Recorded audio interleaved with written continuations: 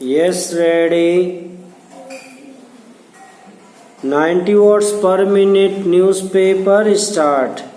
पिछले महीने एक यूएस हाउस पैनल ने बड़े दिलचस्प तरीके से इस बात को आगे बढ़ाया।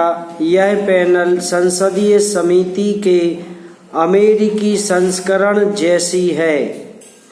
उन्होंने कहा कि भारत को अमेरिका से सहभागिता बढ़ाने और चीन की ओर आक्रामकता का प्रतिकार करने के लिए नाटो प्लस में सम्मिलित होना चाहिए। जाहिर है चीन इससे खुश नहीं।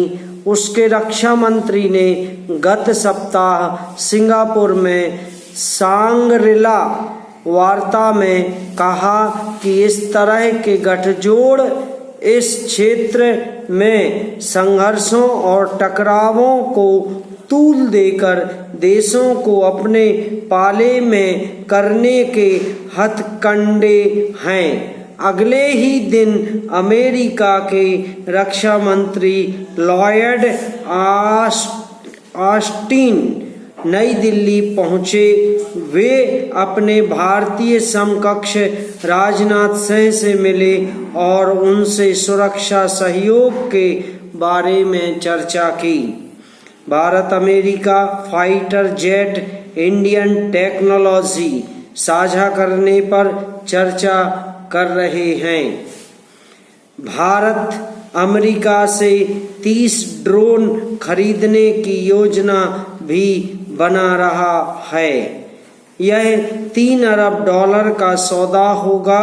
इसी महीने प्रधानमंत्री नरेंद्र मोदी भी अमेरिका की राजकीय यात्रा पर जाएंगे। क्या चर्चाओं के दौर में नाटो प्लस भी शामिल रहेगा और भारत को इस पर क्या रवैया अपनाना चाहिए? पैरा नाटो के 31 सदस्य देश हैं। नाटो प्लस इसी के विस्तार की तरह है। इसमें 5 सदस्य हैं: ऑस्ट्रेलिया, न्यूजीलैंड, इजराइल, जापान और दक्षिण कोरिया। इनमें से कोई भी एटलांटिक कंट्री नहीं है। नाटो सदस्य अनुच्छेद 5 के तहत जुड़े हैं, जो कहता है कि अगर किसी सदस्य पर हमला होता है तो इसे सभी पर आक्रमण की तरह देखा जाएगा। इस विचार को कलेक्टिव सिक्योरिटी कहा जाता है, लेकिन नाटो प्लस देशों को यह सुरक्षा कवच प्राप्त नहीं है। इसके बजाय उन्हें खुफिया सूचनाएं, अधिक हथियार और सैन्य सहयोग प्रदान किए जाते हैं। पैरा क्या भारत को इसमें सम्मिलित होना चाहिए? अभी तो केवल कुछ अमेरिकी सांसदों द्वारा इसका सुझाव दिया जा रहा है। अमेरिकी सरकार की ओर से औपचारिक प्रस्ताव नहीं मिला है, लेकिन वार्तालाप के लहजे और दिशा से यह जो स्पष्ट होता है कि पश्चिमी देश भारत को महत्वपूर्ण समझते हैं। वे भारत को एक उभरती हुई ताकत के रूप में देखते हैं, जो अपने क्षेत्र में शांति और स्थायित्व कायम रखने के लिए महत्वपूर्ण है। लेकिन इसका एक नुकसान भी है। पश्चिमी ताकतें चीन पर अंकुश लगाने के लिए भारत को एक साधन की तरह इस्तेमाल करना चाहती हैं और इसीलिए भारत को इससे दूरी बनाए रखना चाहिए,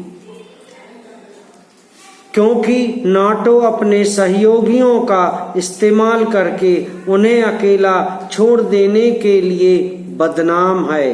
दूसरे, भारत की विदेश नीति रणनीतिक स्वायत्तता पर आधारित है। उसके सभी से अच्छे संबंध हैं अमेरिका, यूरोप और रूस।